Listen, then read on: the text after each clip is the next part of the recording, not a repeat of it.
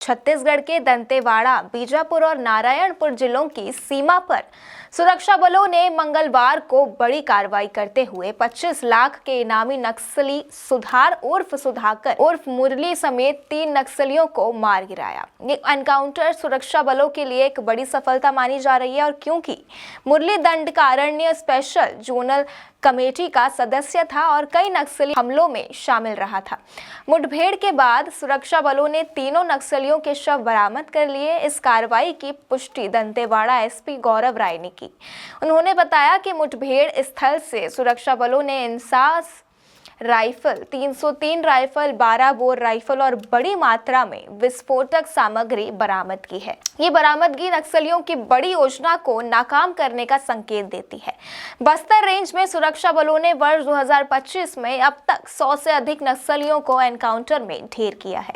Dantewada SP गौरव राय ने बताया कि पुलिस को खुफिया सूचना मिली थी कि दंतेवाड़ा और बीजापुर थाना इलाके गिरसापारा, नेलगोड़ा, बोडगा और इकेली के सरहदी क्षेत्र में नक्सली कैडरों की भारी मौजूदगी है। इस इनपुट के आधार पर दंतेवाड़ा डीआरजी और बस्तर फाइटर्स की संयुक्त टीम को इलाके में भेजा गया। मंगलवार सुबह 8 बजे से जवानों और नक्सलियों के बीच भीषण मुठभेड़ शुरू हो गई, जो घंटों तक जारी रही। इस दौरान 3 नक्सली मारे गए। इनमें सिर्फ एक ही पहचान हुई, जो 25 लाख का इनामी नक्सली सुधीर उर्फ सुधाकर उर्फ मुरली था। वे दंडकारण्य स्पेशल जोनल कमेटी का सदस्य था। अन्य 2 नक्सलियों की शिनाख्त अभी नहीं हो पाई है। बस्तर आईजी सुंदर राज पी ने बताया कि फिलहाल इलाके में सर्च ऑपरेशन जारी है और पूरी जानकारी सर्चिंग पूरी होने के बाद दी जाएगी। बस्तर में पिछले कई दिनों में अलग अलग मुठभेड़ों में कुल 100 हार्डकोर नक्सलियों ने शव बरामद किए गए हैं। 4 दिन पहले भी सुरक्षा बलों के दंतेवाड़ा बीजापुर जिले के सीमा पर 2 बड़ी मुठभेड़ों में 30 नक्सलियों को मार गिराया था। इनमें से 26 नक्सली दंतेवाड़ा बीजापुर बॉर्डर पर और 4 कांकेर जिले में मारे गए थे।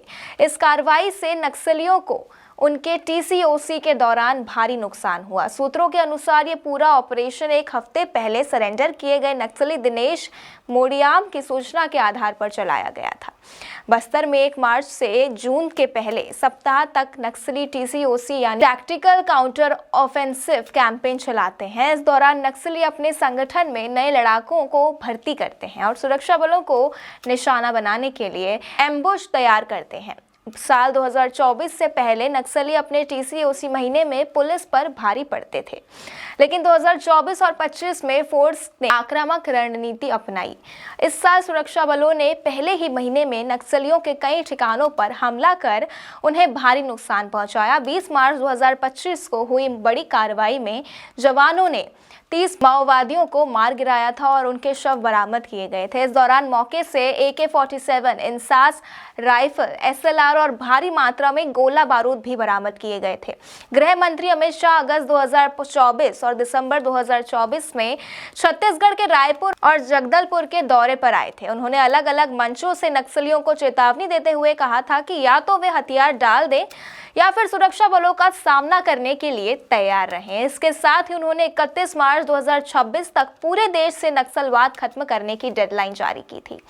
इस बयान के बाद बस्तर में नक्सलियों के खिलाफ ऑपरेशन तेज कर दिए गए हैं। ताजा मुठभेड़ में मारे गए नक्सली राशन मिलने का इंतजार कर रहे थे।